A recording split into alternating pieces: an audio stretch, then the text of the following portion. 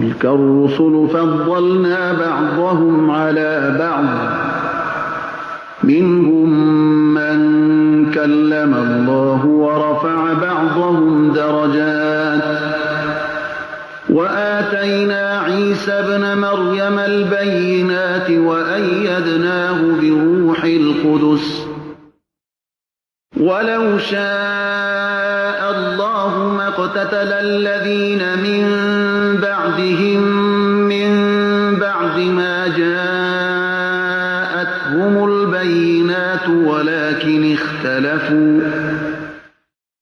ولكن اختلفوا فمنهم من آمن ومنهم من كفر ولو شاء الله ما اقتتلوا ولكن الله يفعل ما يريد. از این پیامبران ما بعضشان را بر بعض دیگری برتری دادیم. از ایشان کسی بود که خداوند با او سخن گفت، بعضی دیگر را به درجات ارتقا داد. به عیسی پسر مریم ما نشانه‌های روشنی دادیم و او را به روح القدس تأیید نمودیم. اگر خداوند می‌خواست آنهایی که بعد از این پیامبران بودند پس از آن که نشانه‌های روشنی به ایشان آمد با هم جنگ نمی‌کردند، ولی ایشان اختلاف ورزیدند. پس بعضی از ایشان ایمان آوردند و بعضی از ایشان کافر شدند. اگر خداوند می‌خواست ایشان با یکدیگر جنگ نمی‌کردند، اما خداوند آنچه را بخواهد می‌کند. یا ایها الذین آمنوا انفقوا مما رزقناكم من قبل ان یأتی یوم لا بیع فیه ولا خلة ولا شفاعة والکافرون هم الظالمون. ای مؤمنون، از رزقی که ما به شما ارزانی کرده ایم خرج کنید پیش از اینکه روزی فرا رسد که در آن نه خرید و فروشی میسر باشد و نه دوستی و نه هم شفاعتی را مستحق شوید و کافران هم ایشانند ستمگار. الله لا اله الا هو الحي القيوم لا تأخذه سنة ولا نوم له ما في السماوات وما في الأرض من ذا الذي يشفع عنده إلا بإذنه يعلم ما بين أيديهم وما خلفهم ولا يحيطون بشيء من علمه إلا بما شاء وسع كرسيه السماوات والأرض ولا يؤوده حفظهما وهو العلي العظيم. خداوند معبودی جز او نیست، زنده و به خود پاینده است، نه او را پینکی میگیرد و نه هم خواب. هر آنچه در آسمان ها و هر آنچه در زمین است از آن اوست. چی کسی است آن که به حضور او شفاعت کند مگر به اجازه او؟ آنچه را که در پیش روی و پشت سر بندگان است میداند و ایشان به چیزی از علم او احاطه کردن نمیتوانند مگر به آنچه که او اراده کند. کرسی او آسمان ها و زمین را در بر گرفته است و نگهبانی آنها او را خسته نمی سازد و او بسیار بلند مرتبه و بسیار با عظمت است. لا اکراه فی الدین قد تبین الرشد من الغی فمن یکفر بالطاغوت ویؤمن بالله فقد استمسك بالعروة الوثقى لا انفصام لها والله سمیع علیم.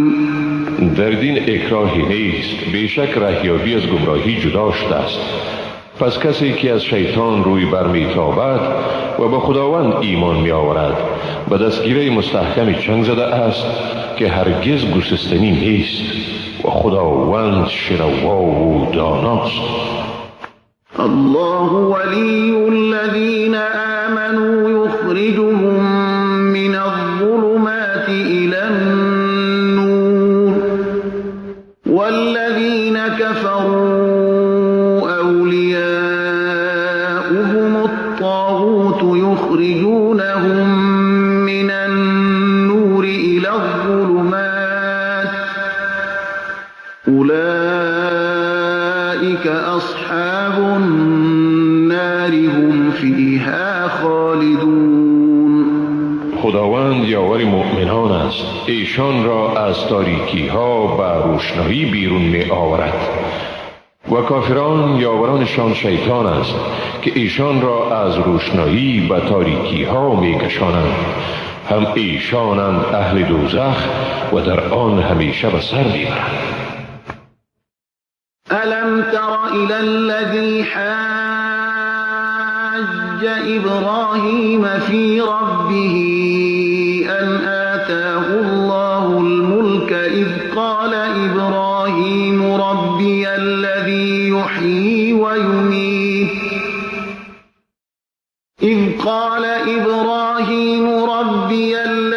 يحيي ويميت قال أنا أحيي وأميت قال إبراهيم فإن الله يأتي بالشمس من المشرق فأت بها من المغرب فبهت الذي كفر والله لا يهدي القوم الظالمين. آیا تو به سوی آن کسی ندیدی که با ابراهیم درباره پروردگارش مجادله کرد از اینکه خداوند به آن شخص پادشاهی داده بود، هنگامی که ابراهیم گفت پروردگار من ذاتی است که زنده می‌گرداند و می‌میراند. آن شخص گفت منم که زنده می‌کنم و می‌میرانم. ابراهیم گفت حقا که خداوند آفتاب را از مشرق می‌آورد، پس تو آن را از مغرب برآر. آن کافر مبهوت و درمانده شد و خداوند قوم ستمگار را هدایت نمی کند. او كالذي مر على قرية وهي خاوية على عروشها قال أنى يحيي هذه الله بعد موتها فأماته الله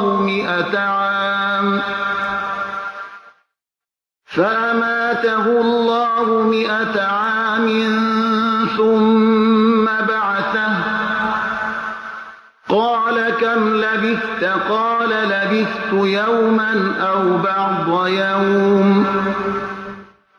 قال بل لبثت 100 عام فانظر إلى طعامك وشرابك لم يتسنه وانظر إلى حمارك ولنجعلك آية للناس وانظر إلى العظام كيف ننشزها ثم نكسوها لحما فلما تبين له قال أعلم أن الله على كل شيء قدير. یا مثال شخصی را که از دهکده‌ای گذشت که بر سقف‌های خود فرو ریخته بود، گفت چطور خداوند اهل این دهکده را بعد از مردن آنها زنده می کند؟ پس خداوند او را 100 سال بمیراند، سپس او را برانگیخت، یعنی دوباره زنده گردانید و به او گفت چقدر در این حال درنگ کردی؟ او گفت شاید 1 روز یا قسمتی از روز درنگ کرده باشم. خداوند گفت نه، بلکه 100 سال درنگ کردی. به غذا و نوشیدنی خود ببین در آن تغییر نیامده است و به سوی خر خود ببین و برای اینکه تو را نشانه به مردم بگردانیم و به سوی این استخوان‌ها یعنی استخوان‌های خر بنگر چگونه آنها را از جای آن بالا می کنیم و به هم پیوند می دهیم، باز آنها را با گوشت می پوشانیم. هنگامی که برای او این حقایق آشکار شد گفت میدانم که بیشک خداوند بر هر چیزی تواناست. وَإِذْ قَالَ إِبْرَاهِيمُ رَبِّ أَرِنِي كَيْفَ تُحْيِي الْمَوْتَى قَالَ أَوَلَمْ تُؤْمِنْ قَالَ بَلَى وَلَكِنْ لِيَطْمَئِنَّ قَلْبِي قَالَ فَخُذْ أَرْبَعَةً مِنَ الطَّيْرِ فَصُرْهُنَّ إِلَيْكَ ثُمَّ اجْعَلْ عَلَى كُلِّ جَبَلٍ منهن جزءا ثم ادعهن يأتينك سعيا واعلم أن الله عزيز حكيم. و به خاطر آور وقتی را که ابراهیم گفت پروردگارا برایم بنما که چطور مردگان را زنده می‌گردانی. خداوند گفت آیا باور نداری؟ ابراهیم گفت چرا نه، ولی برای اینکه دل من آرام گیرد چنین تقاضا کردم. خداوند گفت سپس 4 نوع از پرنده بگیر، سپس آنها را به هم آور، یعنی توته کن و به هم آمیز. بعد از آن بر هر یک از این کوهها قسمت از آنها را بگذار، سپس آنها را بخواه. ایشان به سرعت به سوی تو می شتابند و بدان که خداوند صاحب قدرت منعم و با حکمت است. مثل الذين ينفقون أموالهم في سبيل الله كمثل حبة أنبتت 7 سنابل في كل سنبلة 100 حبة والله يضاعف لمن يشاء والله واسع عليم.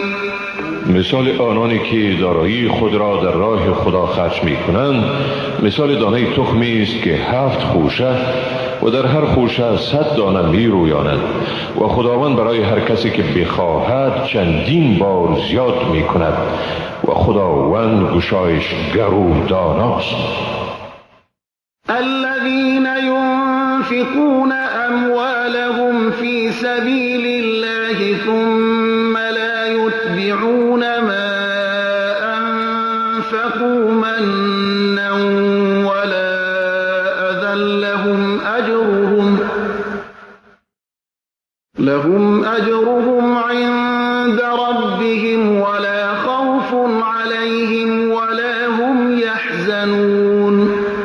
آنانی که دارایی خود را در راه خدا خرج می کنند و در نفقه‌ای که کرده اند منتی نمی گذارند و آزاری نمی رسانند برایشان ثوابشان نزد پروردگارشان است و بر ایشان ترسی نیست و نی هم ایشان اندوهگین می شوند.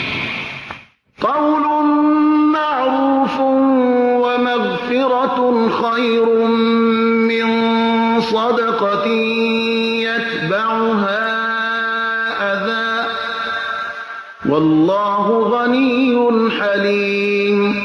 سخن پسندیده و گذشت از خیراتی که در پی آن آزاری صورت گیرد بهتر است. خداوند بی‌نیاز و صاحب حلم است.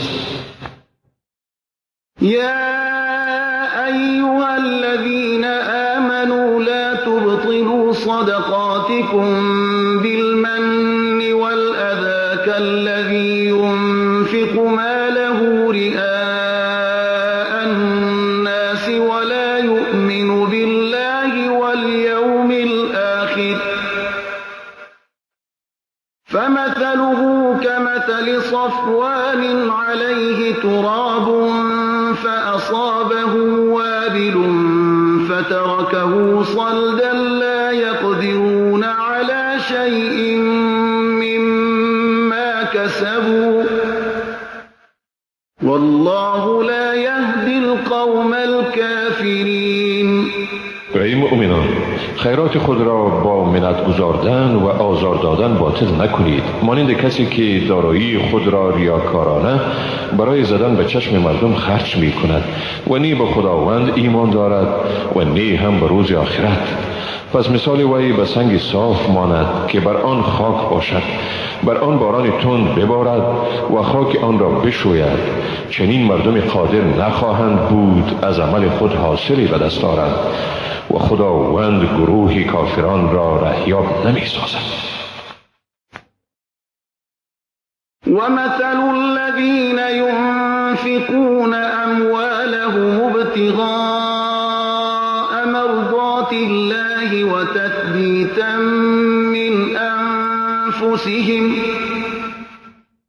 وتثبيتا من أنفسهم كمثل جنة بربوة أصابها وابل فآتت أكلها ضعفين فإن لم يصبها وابل فطل والله بما تعملون بصير. مثال آنانی که داراییشان را برای طلب رضای خداوند و استواری ملکات انسانی خود خرج می کنند مانند باغی است در جای بلند.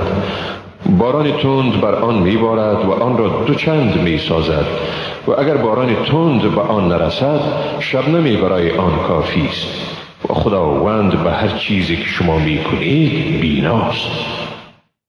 أيود أحدكم أن تكون له جنة من نخيل وأعناب تجري من تحتها الأنهار له فيها من كل الثمرات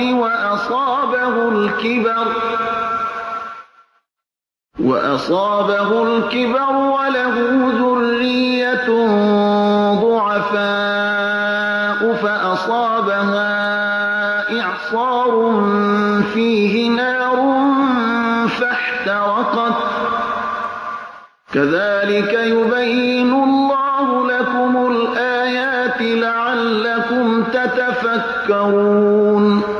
آیا یکی از شما دوست دارد که باغی از درختان خرما و انگور داشته باشد که جویبارهای در زیر آنها جاری باشد؟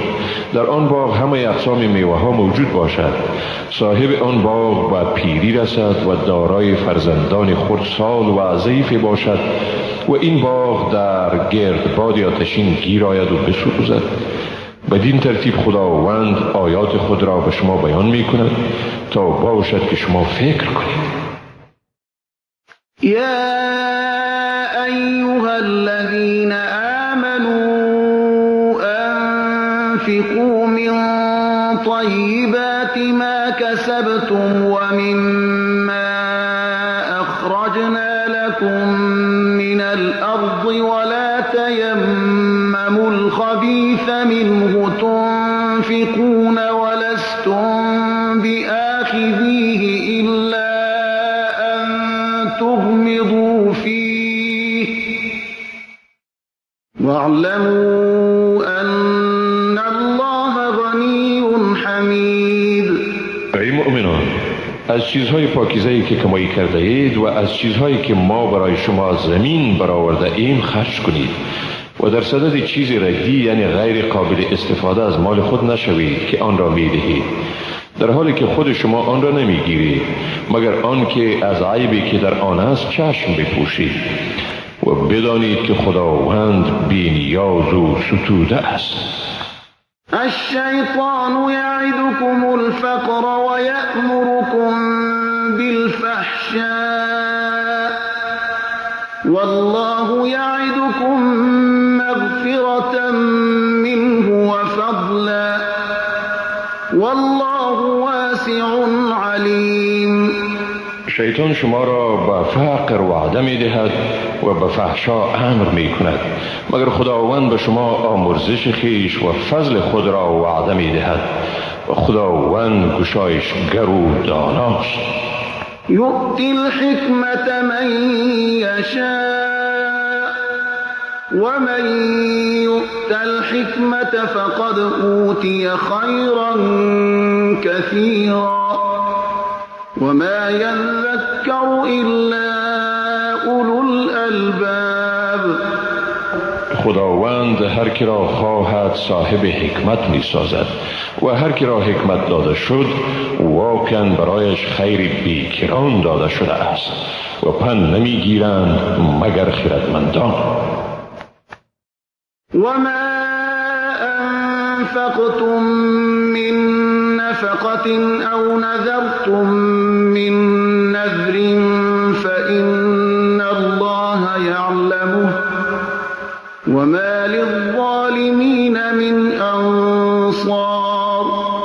و هر چیزی را که شما خیرات می دهید یا به صورت نذر می پردازید با یقین خداوند آن را می داند و برای ستمگاران یاری دهنده نیست.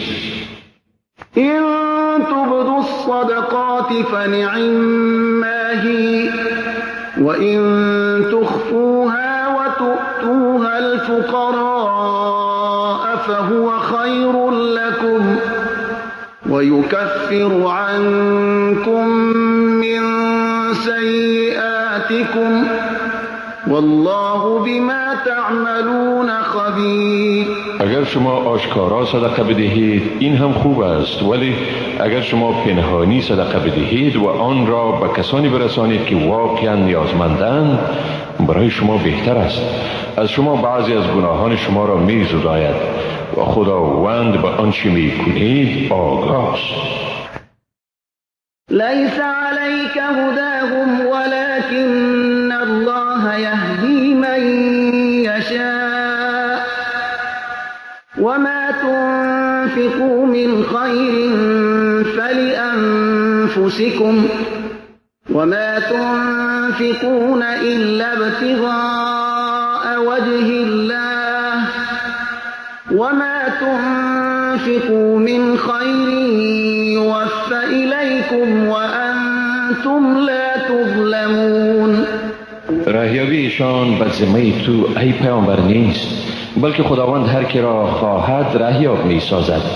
هر چیزی را که شما از خیر می پردازید نفع آن به خود شماست و خیرات ندهید مگر برای طلب رضای خداوند و هر خیری را که می دهید به شما ثواب آن تماما می رسد و با شما ستم نمی شود. للفقراء الذين احصروا في سبيل الله لا يستطيعون ضربا في الأرض يحسبهم الجاهل أغنياء من التعفف تعرفهم بسيماهم لا يسألون الناس إلحافا وما تنفقوا من خير فإن الله به عليم. خیرات به نیازمندانی داده شود که در راه خدا محصول شده اند و نمی توانند برای تجارت و کار در روی زمین سفر کنند. شخص بیخبر از حالشان از سبب خویشتنداریشان فکر می کند که توانگرند. ایشان را سیمایشان می شناسید. ایشان مسرانه از مردم سؤال نمی کنند و چیزی را که از دارایی خرج می کنید حقا که خداوند به آن داناست. الذين ينفقون أموالهم بالليل والنهار سرا وعلانية فلهم أجرهم عند ربهم ولا خوف عليهم ولا هم يحزنون. آنهایی که دارایی خود را در راه خدا شب و روز پنهان و آشکارا خرج می کنند مزدشان نزد پروردگارشان است. برای ایشان نه خوفی است و نه هم ایشان اندوهگین میشوند. الذين يأكلون الربا لا يقومون إلا كما يقوم الذي يتخبطه الشيطان من المس ذلك بأنهم قالوا إنما البيع مثل الربا وأحل الله البيع وحرم الربا فمن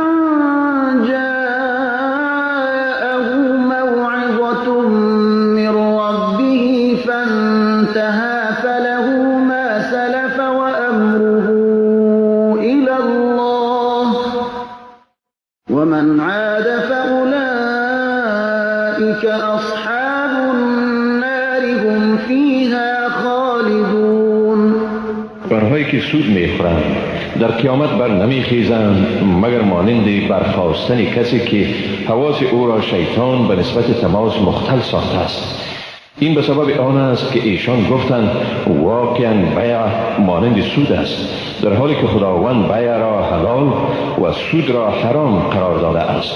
چون کسی که پندی از نزد پروردگارش به او آمد و از سودخواری صرف نظر کرد، پس چیزهایی را که در گذشته گرفته برای اوست و کار او سپرده شده به خداست. و کسی که به این عمل برگشت، پس چنین مردم اینهایند دوزخی، ایشان در آن همیشه میمانند. یمحق الله الربا و یربی الصدقات والله لا يحب كل كفار اثیم.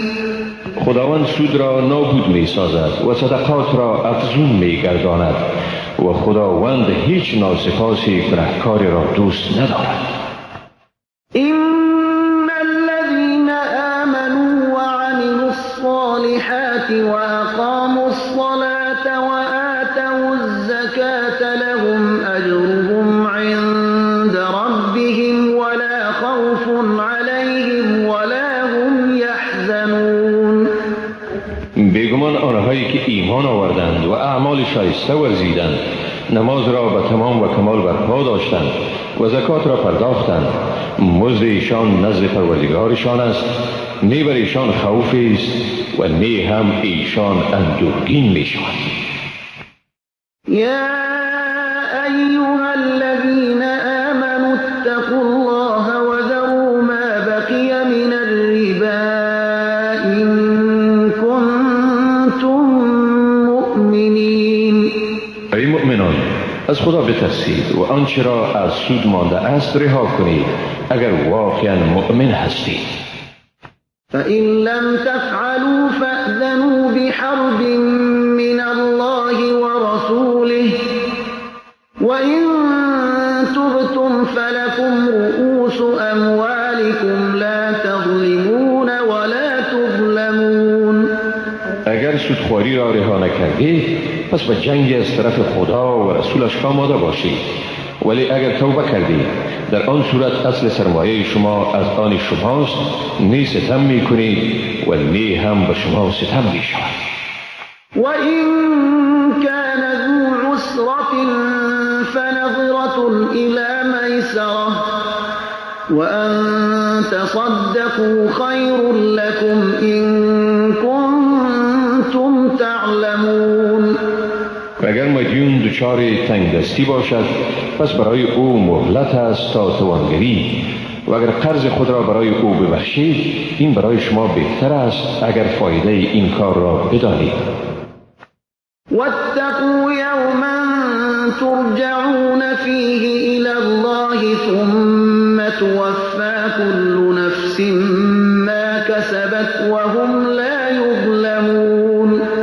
و از روزی بترسید که در آن به سوی خداوند بازگردانیده می شوید، سپس هر شخصی چیزی را که کسب کرده است تماما به او داده می شود و به ایشان ستم نمی شود. یا ایها الذین آمنوا اذا تداینتم بدین الى اجل مسمى فاكتبوه وليكتب بينكم كاتب بالعدل ولا يأب كاتب أن يكتب كما علمه الله فليكتب وليملل الذي عليه الحق وليتق الله ربه ولا يبخس منه شيئا فإن كان الذي عليه الحق سفيها أو ضعيفا أو لا يستطيع أن يمل هو فليملل وليه بالعدل واستشهدوا شهيدين من رجالكم فإن لم يكونا رجلين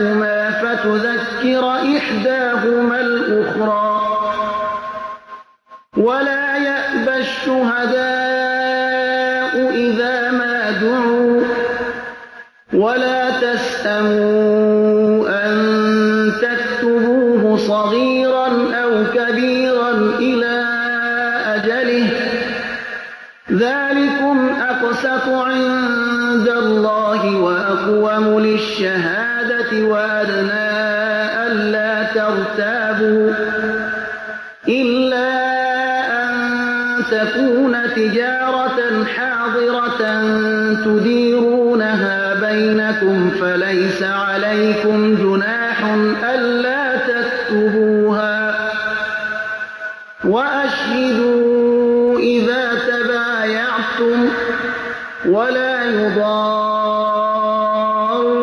كاتب ولا شهيد وإن تفعلوا فإنه فسوق بكم واتقوا الله ويعلمكم الله والله بكل شيء عليم.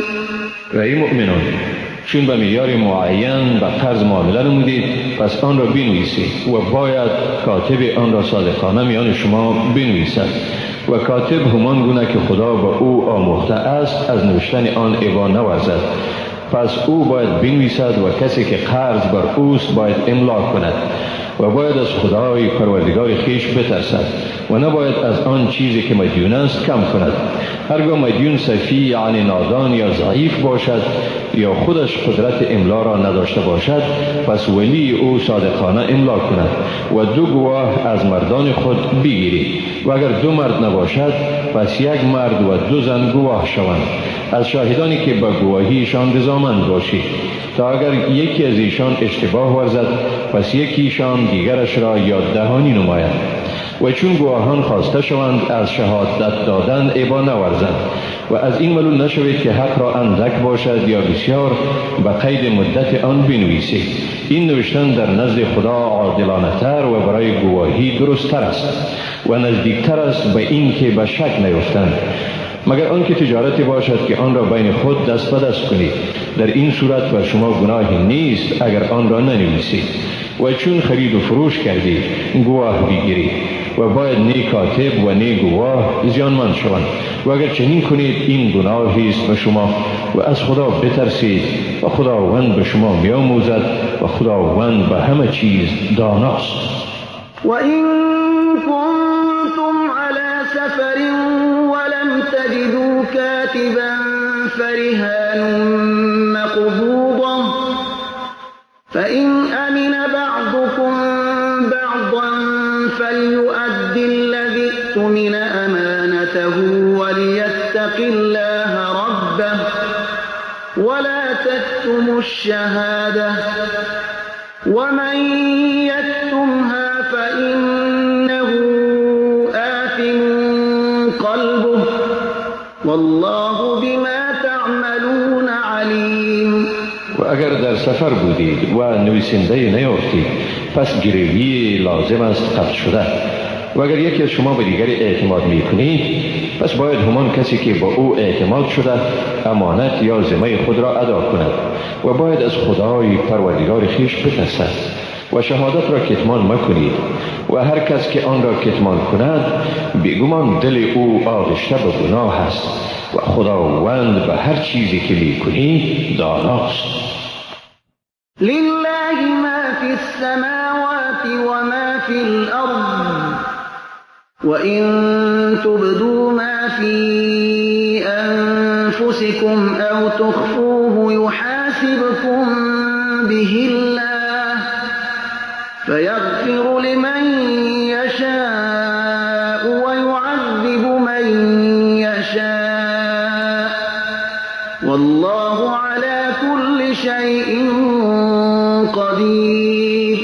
آنچه در آسمان ها و آنچه در زمین است از آن خداست و آنچه را در دلهای شماست خواه آشکار کنید یا پنهان، خداوند شما را به آن محاسبه می کند. پس هر کسی را بخواهد می آمرزد و هر کسی را بخواهد عذاب می کند و خداوند به هر چیز تواناست. آمن الرسول بما أنزل إليه من ربه والمؤمنون كل آمن بالله وملائكته وكتبه ورسله لا نفرق بين أحد من رسله وقالوا سمعنا وأطعنا غفرانك ربنا وإليك المصير. پیامبر به چیزی که به او از طرف پروردگارش نازل شده است ایمان دارد و مؤمنان نیز همه به خدا، فرشتگان، کتابهایش و پیامبرانش ایمان آورده اند. آنها میگویند میان هیچ یک از پیامبران او فرق نمیگذاریم و گفتند شنیدیم و فرمان بردیم، خواهان آمرزش تو هستیم ای پروردگار ما و به سوی توست بازگشت.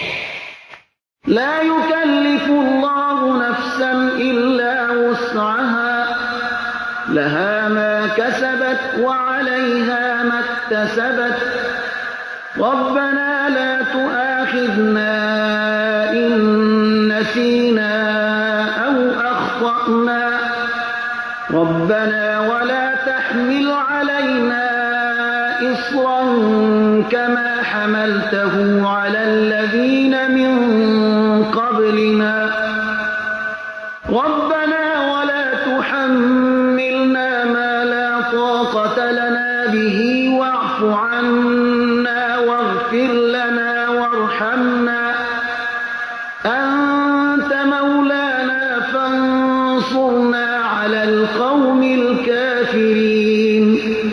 خداوند هیچ کسی را به کار مکلف نمی سازد مگر به اندازه توان او. برای اوست هرچی کسب کرد و بر زیان اوست هرچی را مرتکب شد. پروردگار ما، اگر ما فراموش کردیم یا خطا کردیم ما را مگیر. ای پروردگار ما، همان گونه باری گرانی که بر پیشینیان ما گذاشتی بر ما مگذار. ای پروردگار ما، و بر ما چنان باری را مگذار که توان برداشت آن را نداشته باشیم. از گناهان ما درگذر، ما را ببخشا و بر ما رحم کن. توی کارساز ما، پس ما را بر گروه کافران پیروز گردان. بسم الله الرحمن الرحیم. به نام خداوند بی اندازه مهربان نهایت بارحم. الف لام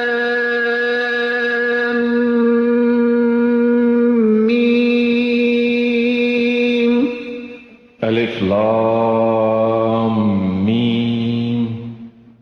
الله لا اله الا هو الحي القیوم. خداوند جز او معبودی نیست، زنده و به خود پاینده است. نزل عليك الكتاب بالحق مصدقا لما بين يديه وأنزل التوراة والإنجيل من قبل هدى للناس وأنزل الفرقان. کتاب را بر حق به تو نازل گردانی، کتابی را که تایید کننده کتبی است که پیش از آن آمده است و از آن پیش تورات و انجیل را برای هدایت مردم نازل گردانید و نیز فرقان یعنی فرق گذارنده بین حق و باطل را نازل گردانید. إن الذين كفروا بآيات الله لهم عذاب شديد والله عزيز ذو انتقام. کسانی که از آیات خدا انکار ورزیدند بیگمان برایشان عذاب شدید است و خداوند صاحب قدرت منعم و انتقام گیرنده است. إن الله لا يخفى عليه شيء في الأرض ولا في السماء. واقعا بر خداوند هیچ چیزی در زمین و در آسمان پوشیده نیست. هو الذي يصوركم في الأرحام كيف يشاء لا إله إلا هو العزيز الحكیم. او ذاتی است که شما را در رحم مادران هر طوری که بخواهد تصویر می کند. جز او هیچ معبودی نیست، صاحب قدرت منی و با حکمت است. هو الذي أنزل عليك الكتاب منه آيات محكمات هن أم الكتاب وأخر متشابهات فأما الذين في قلوبهم زيغ فيتبعون ما تشابه منه ابتغاء الفتنة وابتغاء تأويله وما يعلم تأويله إلا الله والراسخون في العلم يقولون آمنا به كل من عند ربنا وما يذكر إلا أولو الألباب. او ذاتی است که بر تو کتاب را نازل گردانیده است که قسمتی از این آیات محکم یعنی واضح و روشن است. اینها اساس کتابند و قسمت دیگر متشابه است یعنی ظاهرا واضح و روشن نیست.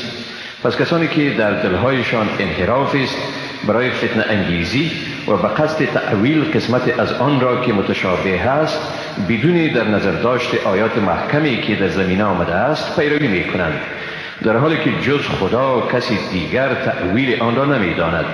آنانی که در علم ثابت قدم هستند میگویند ما به این کتاب ایمان آوردیم، همه آن از جانب پروردگار ماست و جز دانشمندان هیچ کس پند نمی گیرد، یعنی مفهوم این پیام را درک کردن نمی تواند.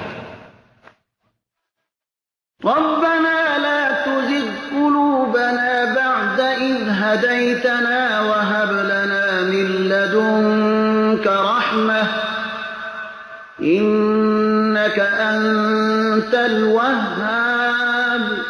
آنها میگویند پروردگار ما پس از آن که ما را هدایت نمودی دلهای ما را منحرف مگردان و به ما از نزد خود رحمت عنایت فرما، حقا که تو تنها تویی بسیار بخشاینده. ربنا إنك جامع الناس ليوم لا ريب فيه إن الله لا يخلف الميعاد. ای پروردگار ما بیگمان تو جمع کننده مردمی در روزی که در آن شکی نیست، حقا که خداوند وعده خود را خلاف نمی کند. إن الذين كفروا لن تغني عنهم أموالهم ولا أولادهم من الله شيئا وأولئك هم وقود النار. کسانی که کافر شدند نی داراییشان و نی اولادشان هرگز ایشان را از خداوند بی‌نیاز نمی سازد و همین هایند آتشگیره دوزخ. كدأب آل فرعون والذين من قبلهم كذبوا بآياتنا فأخذهم الله بذنوبهم والله شدید العقاب. عادتشان مانند عادت فرعونیان و کسانی می باشد که پیش از آنها بودند. ایشان آیات ما را تکذیب کردند، پس خداوند آنها را به گناهانشان گرفت و خداوند سخت مجازات دهنده است. قل للذین كفروا ستغلبون وتحشرون إلى جهنم وبئس المهاد.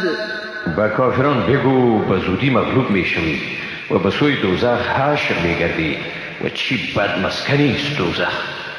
قد كان لكم آية في فئتين التقتا فئة تقاتل في سبيل الله وأخرى كافرة يرونهم مثليهم رأي العين والله يؤيد بنصره من يشاء إن في ذلك لعبرة لأولي الأبصار. حقا که برای شما در دو دسته‌ای که با هم در کارزار روبرو شدند نشانه ای بود. یک دسته در راه خدا جنگ می کرد و دسته دیگر کافر بود. آنها یعنی کافران ایشان را یعنی مسلمانان را به چشم خود دو برابر تعدادشان می دیدند و خداوند هر کی را بخواهد به یاری خود تأیید می کند. حقا که در این رویداد برای مردم صاحب بینش پندی است. زين للناس حب الشهوات من النساء والبنين والقناطير المقنطرة من الذهب والفضة والخيل المسومة والأنعام والحرث ذلك متاع الحياة الدنيا والله عنده حسن المآب. برای مردم محبت چیزهای مرغوب از قبیل زنان و فرزندان، ذخایر توده‌شده از طلا و نقره و اسبهای نشانی شده یعنی اصیل، مواشی و زمینهای صالح و زراعت زیبا و جلوه داده شده است. این است متاع زندگی دنیا، در حالی که سرانجام نیک در نزد خداوند است. قل أنبئكم بخير من ذلكم للذين اتقوا عند ربهم جنات تجري من تحتها الأنهار خالدين فيها وأزواج مطهرة ورضوان من الله والله بصیر بالعباد. بگو آیا شما را به چیزی که از این هم به شما بهتر است مژدگانی دهم؟ برای پرهیزگاران در نزد پروردگارشان باغ‌هایی است که از زیر درختان آن جویبارهای جریان دارد، در آن جاودانه به سر میبرند و همسران پاکیزه است و خوشنودی خداوند و خداوند به بندگان خود بیناست.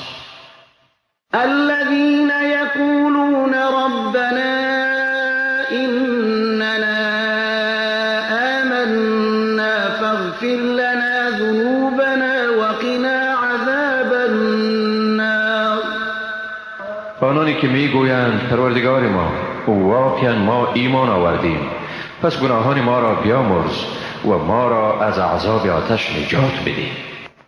الصابرين والصادقين والقانتين والمنفقين والمستغفرين بالأسحار.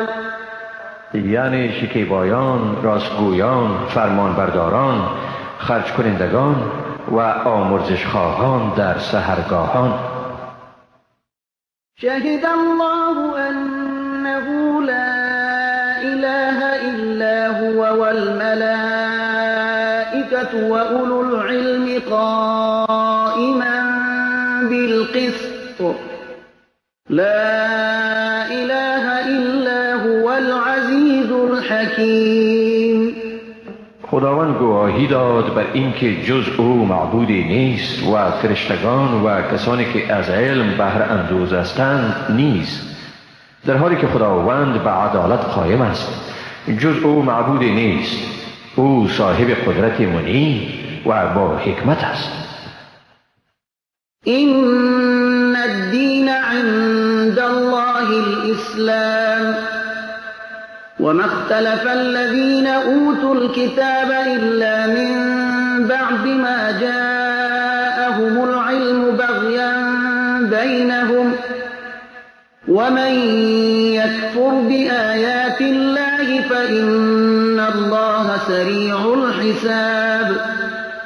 حقا که دین در نزد خداوند اسلام است و کسانی که به ایشان کتاب داده شده بود در آن اختلاف نکردند مگر بعد از آن که به ایشان علم حاصل شد، آن هم به خاطر حسدی که در میان خود داشتند. و کسی که از آیات خداوند انکار ورزد، پس بیگمان خداوند در حساب گرفتن سریع است. فإن حاجوك فقل أسلمت وجهي لله ومن اتبعني وقل للذين أوتوا الكتاب والأميين أأسلمتم فإن أسلموا فقد اهتدوا وإن تولوا فإنما عليك البلاغ والله بصير بالعباد. هرگاه ایشان با تو مجادله کنند بگو من خود را به خدا تسلیم کرده ام و هر که پیرو من است نیست. و به اهل کتاب و امیها یعنی آنانی که فاقد دانشند بگو آیا شما هم خود را تسلیم کردید؟ پس اگر خود را تسلیم کنند واقعا هدایت شده اند و اگر رو گردانیدند پس وظیفه تو رسانیدن پیغام است و خداوند بر بندگان بیناست. إن الذين يكفرون بآيات الله ويقتلون النبيين بغير حق ويقتلون الذين يأمرون بالقسط من الناس فبشرهم بعذاب أليم. بیگمان کسانی که از نشانه های خداوند انکار می کنند پیامبران را به ناحق می کشند و کسانی را نیز می کشند که مردم را به عدالت امر می کنند، ایشان را به عذاب دردناک بشارت دهید.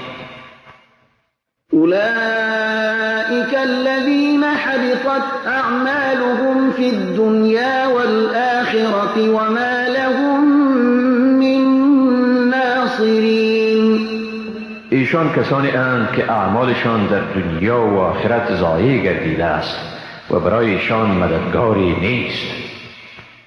ألم تر إلى الذين أوتوا نصيبا من الكتاب يدعون إلى كتاب الله ليحكم بينهم ثم يتولى فريق منهم وهم معرضون. آیا تو به سوی کسانی ندیدی که به ایشان حصه از کتاب داده شده است در حالی که به سوی کتاب خدا دعوت می شوند تا در بینشان حکم کند، بعد از آن گروهی از ایشان از حکمیت روی برمی گردانند در حالی که از حق اعراض کننده اند. ذلك بأنهم قالوا لن تمسنا النار إلا أياما معدودات وغرهم في دينهم ما كانوا يفترون.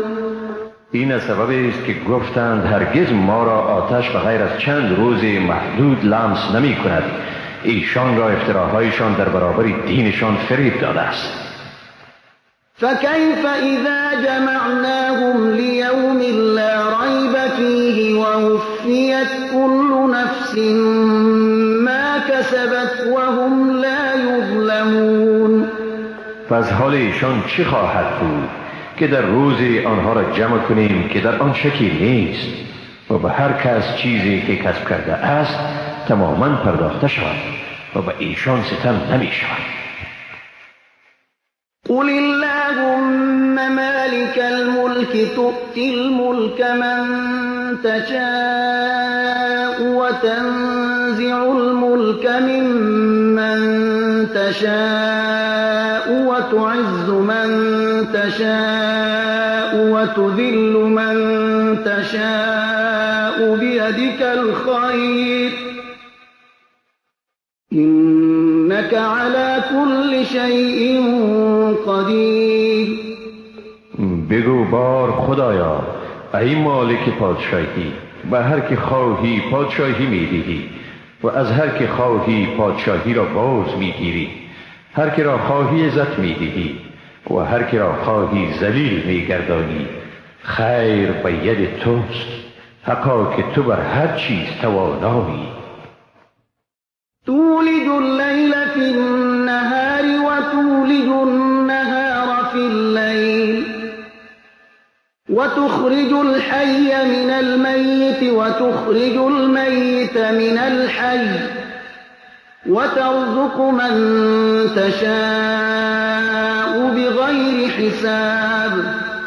شب را به روز داخل می کنی و روز را به شب داخل می کنی. زنده را از مرده بیرون می کنی و مرده را از زنده بیرون می کنی و هر که را خواهی روزی بیشمار می دهی.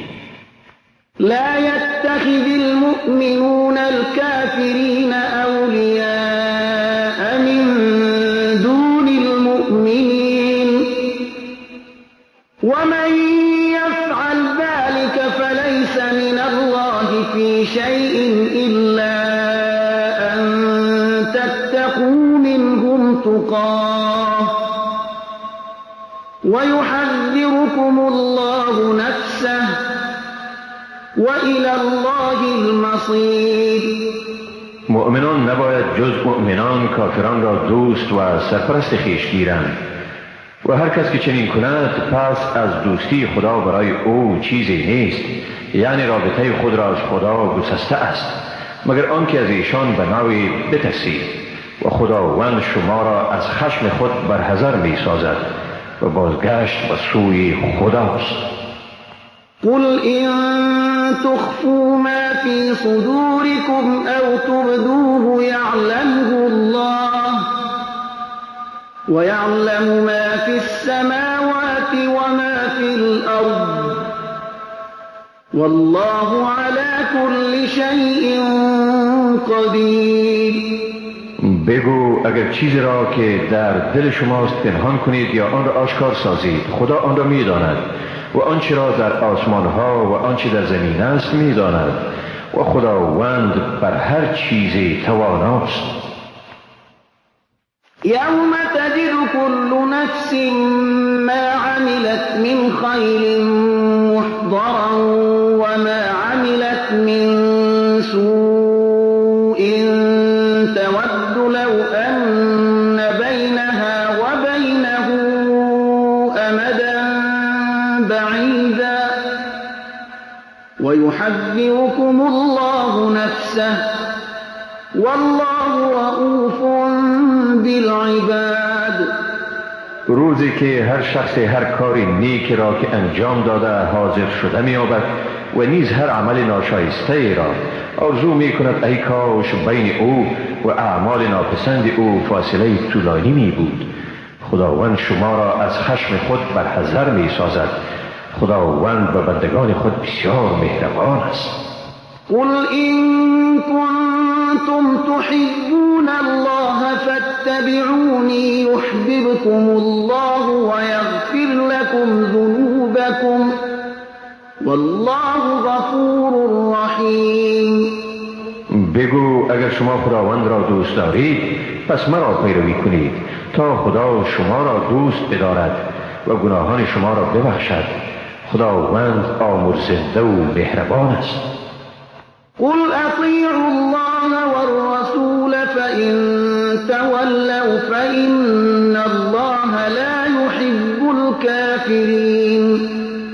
بگو خدا و رسول او را فرمان برید، پس اگر ایشان روی گردانیدند در آن صورت خداوند کافران را دوست ندارد. إن الله اصطفى آدم ونوحا وآل إبراهيم وآل عمران على العالمين. حقا که خداوند آدم، نوح، خانواده ابراهیم و خانواده عمران را بر همه جهانیان برگزید. ذریة بعضها من بعض والله سمیع علیم. دودمانی که بعضشان از نسل بعضی دیگرشان بودند و خداوند شنوا و داناست. اذ قالت امرأة عمران رب إني نذرت لك ما في بطني محررا فتقبل مني إنك أنت السميع العليم. به خاطر آورید وقتی را که زن عمران گفت ای پروردگار من آنچه را در شکم من است آزاد از همه مسائل دنیوی به تو نذر کردم، لذا از من بپذیر، تو بیگمان شنوا و دانا هستی.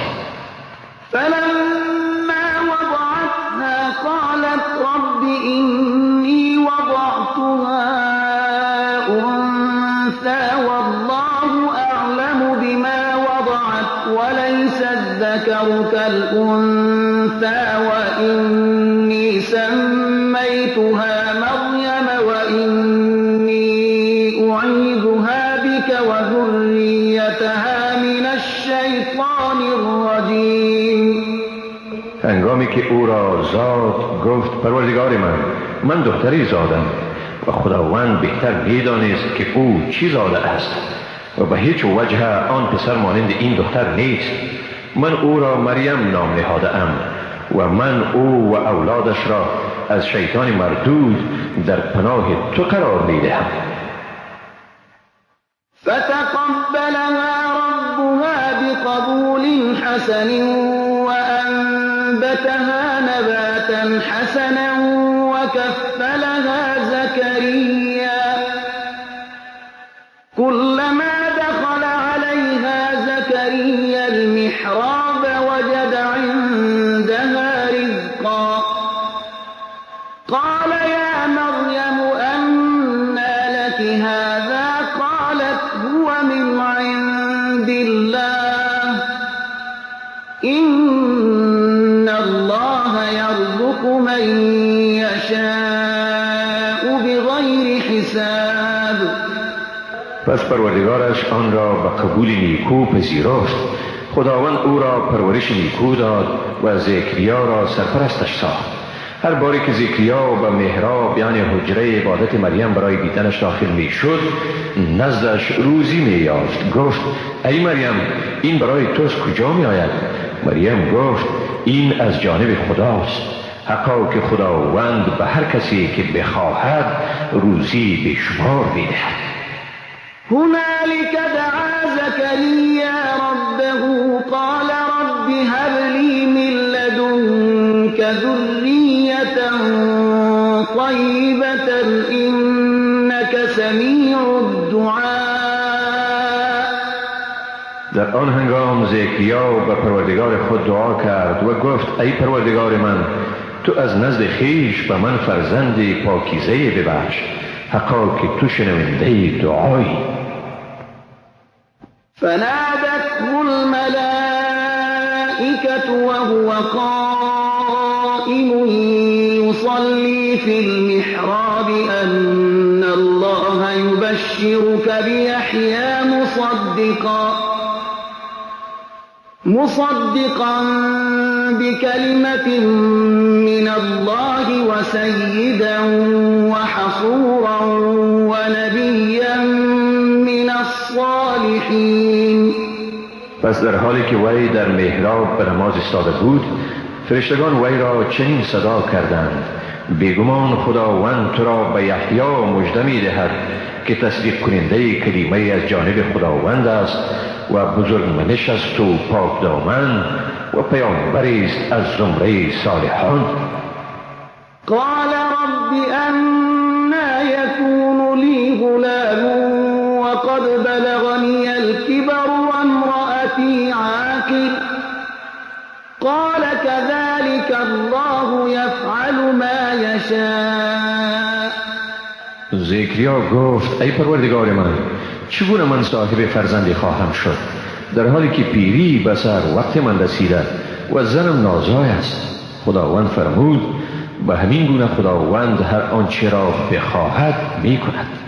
قال رب اجعل لي آية قال آيتك ألا تكلم الناس 3 أيام إلا رمزا واذكر ربك كثيرا وسبح بالعشي والإبكار. زکریا گفت ای پروردگار من برایم نشانه مقرر گردان. خداوند فرمود نشانه تو آن است که 3 روز با مردم حرف زدن نخواهی توانست مگر به اشارت و پروردگارت را بسیار یاد کن و در شام و صبح به پاکی یاد کن. وَإِذْ قَالَتِ الْمَلَائِكَةُ يَا مَرْيَمُ إِنَّ اللَّهَ اصْطَفَاكِ وَطَهَّرَكِ وَاصْطَفَاكِ عَلَى نِسَاءِ الْعَالَمِينَ. به یاد آور وقتی را که فرشتگان گفتند ای مریم خداوند تو را برگزیده و تو را پاکیزه ساخته و تو را بر زنان جهانیان برگزیده است. يا مريم اقنتي لربك واسجدي واركعي مع الراكعين.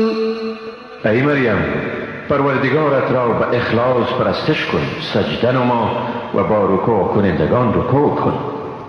ذلك من أنباء الغيب نوحيه إليك وما كنت لديهم إذ يلقون أقلامهم أيهم يكفر مريم وما كنت لديهم إذ يختصمون. این از خبرهای غیبی است که به تو وحی میکنیم و در آن وقتی که ایشان قلمهای خود را برای قرآن میانداختند تا معلوم شود که کدام یک ایشان متکفل تربیت مریم میشوند تو نزد ایشان نبودی و هم در وقتی که آنها در زمینه با یکدیگر مناظره میکردند تو نزد ایشان نبودی.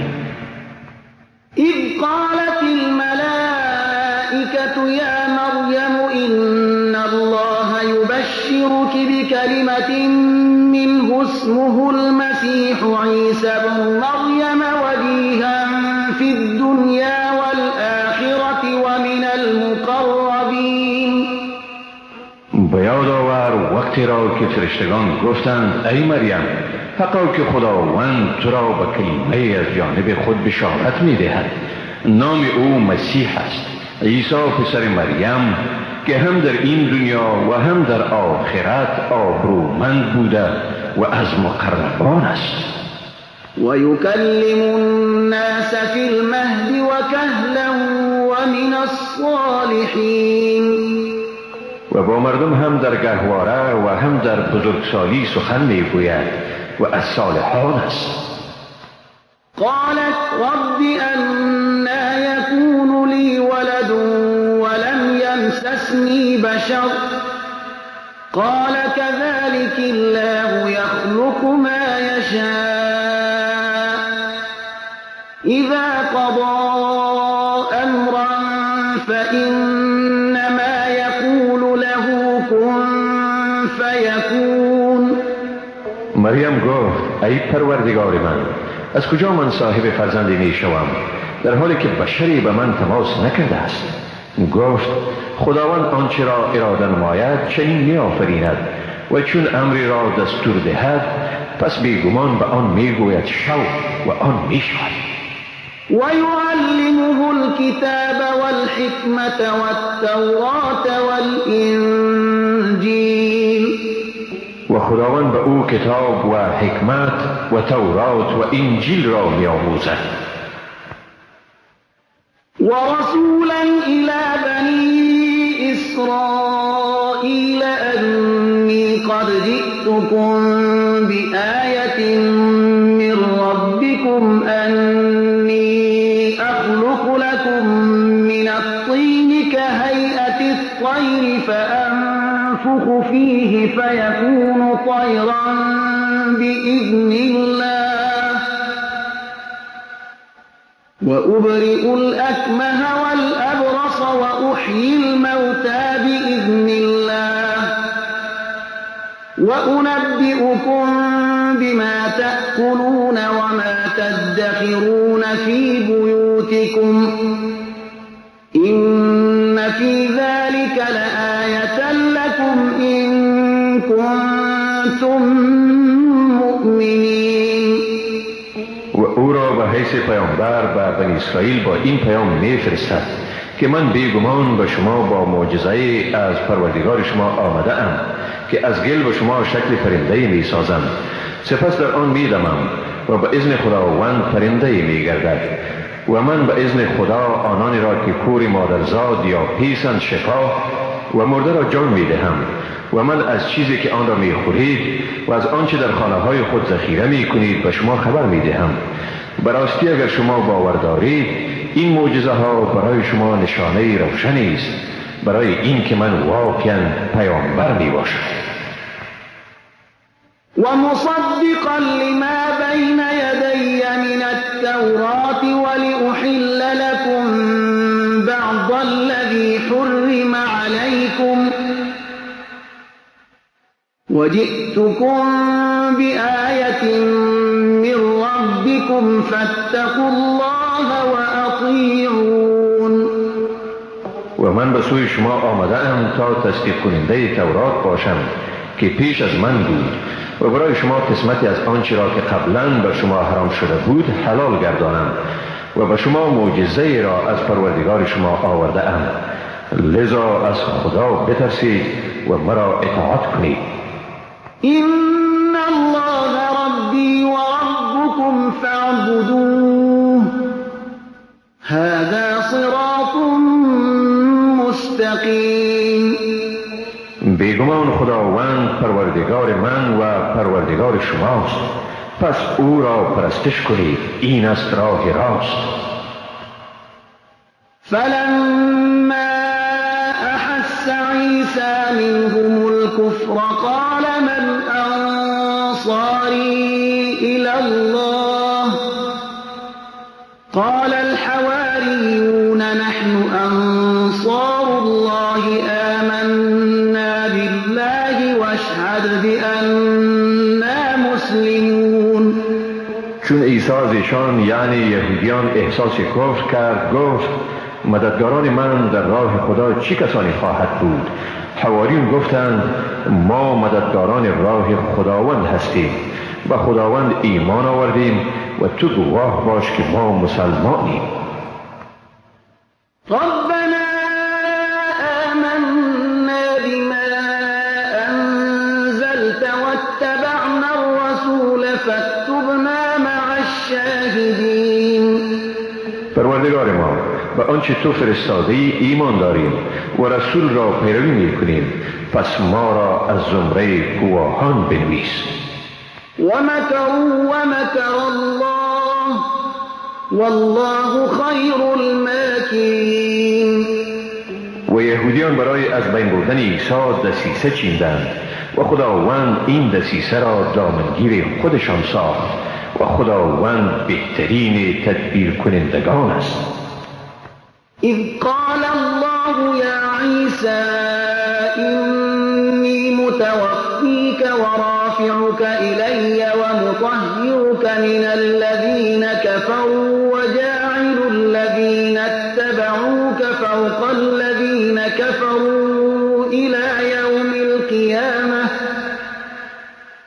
ثم إلي مرجعكم فأحكم بينكم فيما كنتم فيه تختلفون. و به خاطر آور وقتی را که خداوند گفت ای عیسی من تو را برگیرنده ام و به سوی خود بالا برنده و تو را از اتهامات کافران پاک سازنده و کسانی را که تو را پیروی می کنند تا روز رستاخیز بر کافران برتری دهنده ام. سپس بازگشت شما به سوی من است و در بین شما در موضوعاتی که در آن اختلاف می ورزیدید داوری می کنم. فأما الذين كفروا فأعذبهم عذابا شديدا في الدنيا والآخرة وما لهم من ناصرين. اما کافران من ایشان را به عذاب سخت در این دنیا و در آخرت عذاب می کنم و برای ایشان هیچ مددگاری نیست. وأما الذين آمنوا وعملوا الصالحات فيوفيهم أجورهم والله لا يحب الظالمين. و اما کسانی که ایمان آوردند و کارهای شایسته کردند پس خداوند مزد ایشان را کامل می دهد و خداوند ستمگاران را دوست ندارد. ذلك نتلوه عليك من الآيات والذكر الحكيم. این چیزی است که ما بر تو از آیات و یاد آوری حکمت می‌خوانیم. إن مثل عيسى عند الله كمثل آدم خلقه من تراب ثم قال له كن فيكون. بیگمان مثال عیسی نزد خداوند مانند مثال آدم است. او را از خاک آفرید، سپس به او گفت شو، پس شد. الحق من ربك فلا تكن من الممترين. حق همان است که از جانب پروردگار توست، پس از شک کنندگان مباش. فمن حاجك فيه من بعد ما جاءك من العلم فقل تعالوا ندعو أبناءنا وأبناءكم ونساءنا ونساءكم وأنفسنا وأنفسكم ثم نبتهل فنجعل لعنة الله على الكاذبين. پس هر که در این مسئله بعد از آن که به تو علم حاصل شد با تو منازعه کند، پس بگو بیایید برای مباهله. فرزندان خود و فرزندان شما را و زنان خود و زنان شما را خود و شما را می‌خوانید، سپس با تضرع و خلوص نیت دعا کنید و بر آنانی که دروغ میگویند لعنت خدا را میفرستید. إن هذا لهو القصص الحق وما من إله إلا الله وإن الله لهو العزيز الحكيم. بدون شک اینها قصه های راستی نیست و هیچ معبودی بغیر از خدا نیست و بیگمان خداوند هم اوست صاحب قدرت منین و صاحب حکمت. فإن تولوا فإن الله عليم بالمفسدين. اما اگر از مباهله روی برتابند، از خداوند به حال مفسدان آگاه است. قل يا أهل الكتاب تعالوا إلى كلمة سواء بيننا وبينكم ألا نعبد إلا الله ولا نشرك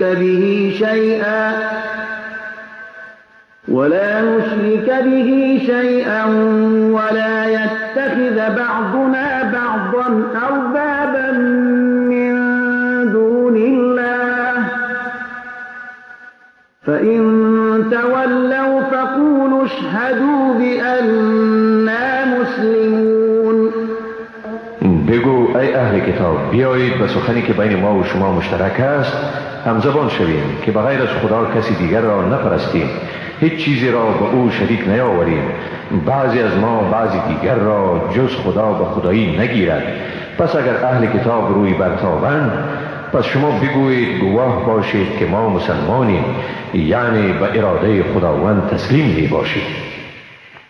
یا اهل الكتاب لم تحاجون فی ابراهیم وما انزلت التوراة والانجیل الا من بعده افلا تعقلون. ای اهل کتاب، چرا در مورد ابراهیم منازعه می کنید در حالی که تورات و انجیل نازل نگردید مگر بعد از او؟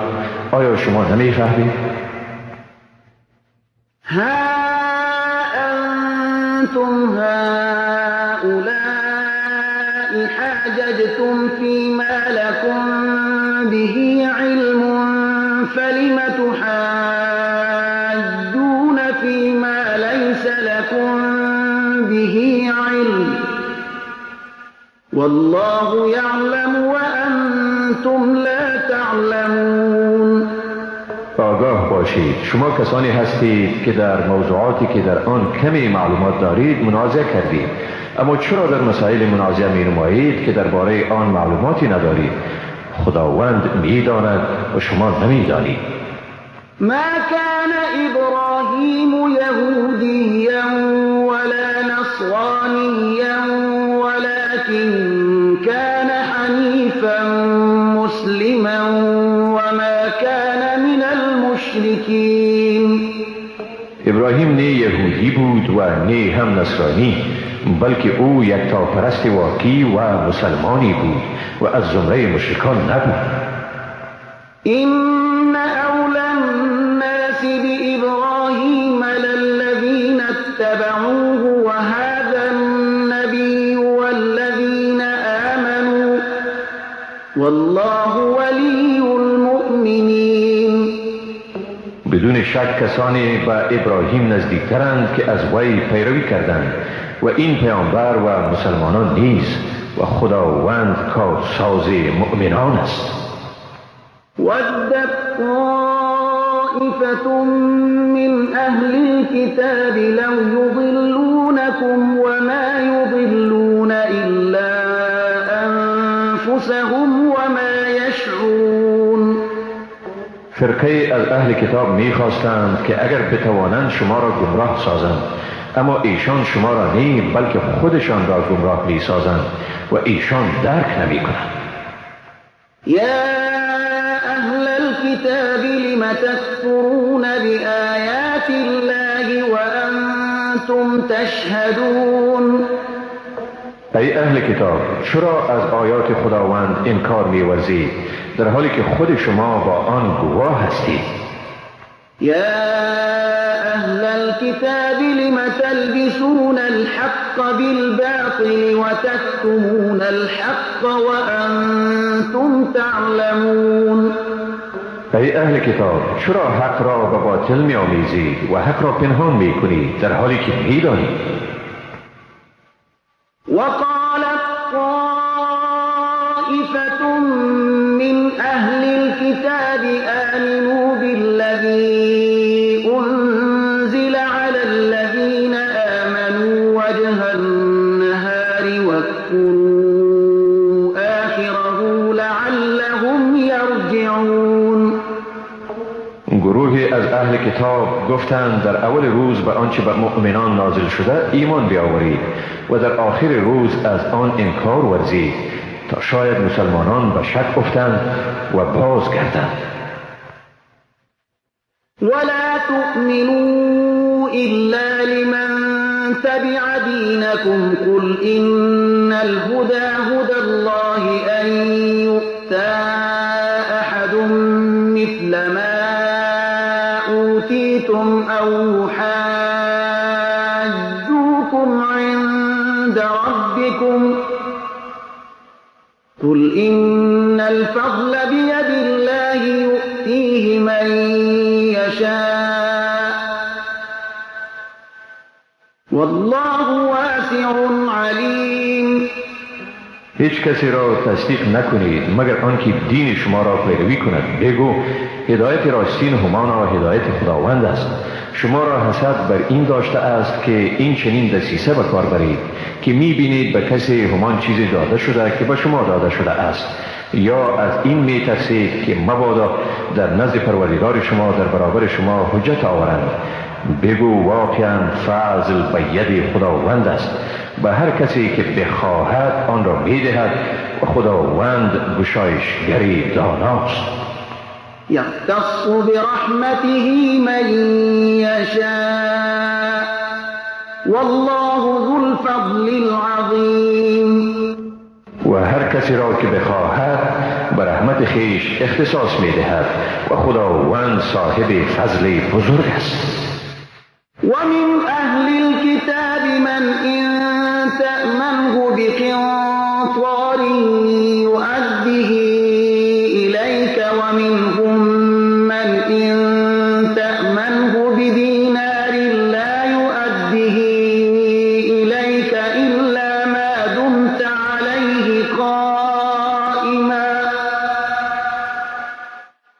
ذلك بأنهم قالوا ليس علينا في الأمين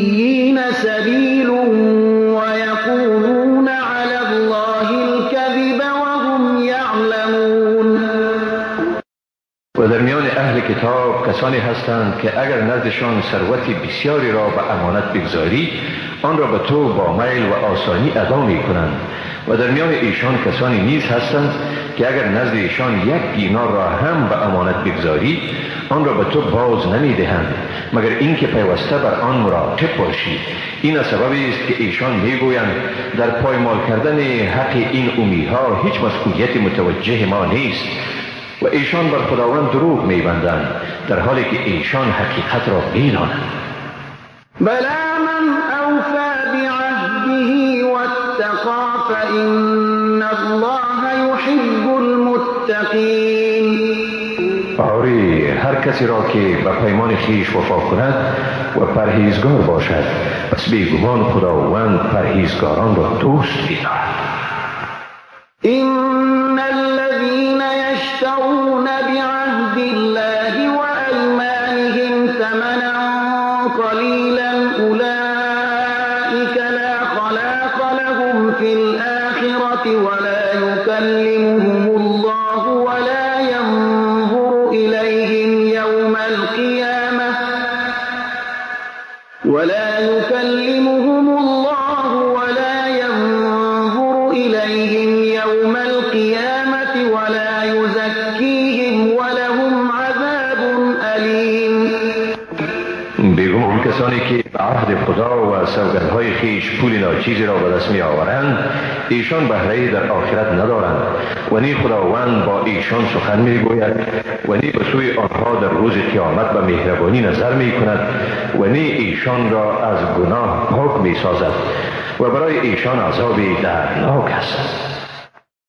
وَإِنَّ مِنْهُمْ لَفَرِيقًا يَلْوُونَ أَلْسِنَتَهُم بالكتاب لتحسبوه من الكتاب وما هو من الكتاب ويقولون هو من عند الله وما هو من عند الله ويقولون على الله الكذب وهم يعلمون.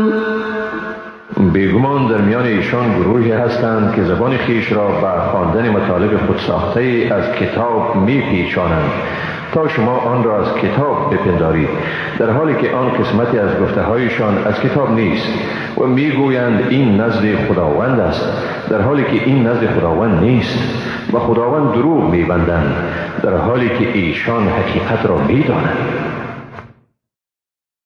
ما كان لبشر أن يؤتيه الله الكتاب والحكم والنبوة ثم يقول للناس كونوا عبادا لي من دون الله ولكن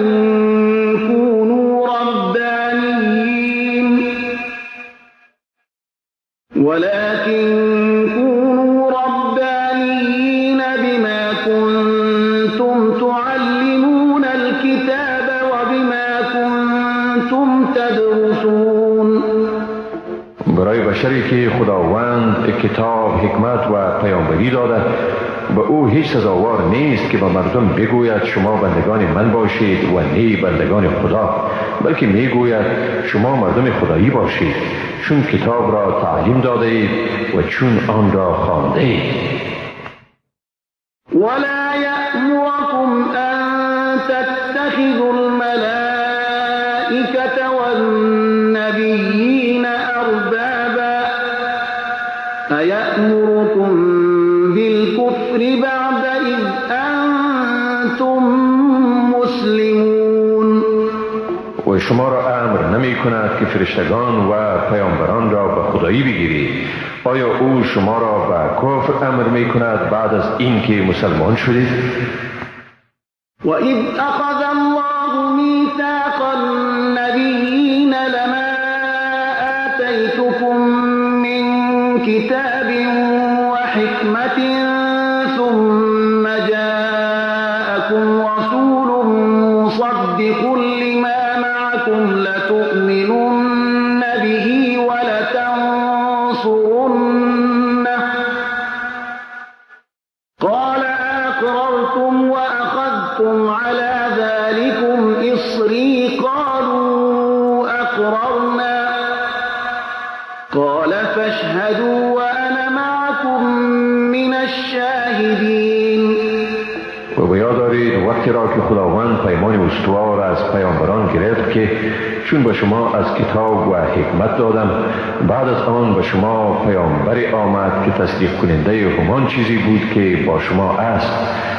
باید به او ایمان آورید و باید که او را مددکاری کنید. سپس خداوند گفت آیا اقرار کردید و به این پیمان مرا گرفتید؟ گفتند اقرار کردیم. خداوند گفت پس گواه باشید و من با شما زمره گواهان هستم. فمن تولى بعد ذلك فأولئك هم الفاسقون. پس کسی که بعد از این برگردد، این مردم همین هایند فاسق. أفغير دين الله يبغون وله أسلم من في السماوات والأرض طوعا وكرها وإليه يرجعون. آیا به جز دین خدا دین دیگر را می طلبند؟ در حالی که همه کسانی که در آسمان ها و زمین اند به خوشی و ناخوش خود را به او تسلیم کرده اند، یعنی اسلام را پذیرفته اند و به سوی او بازگردانیده می شوند.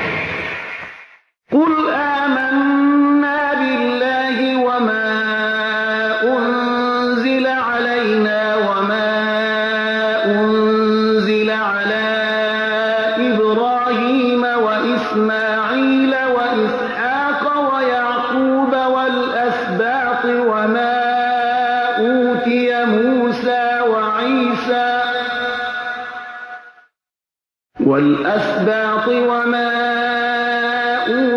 موسى وعيسى والنبيون من ربهم لا نفرق بين أحد منهم ونحن له مسلمون.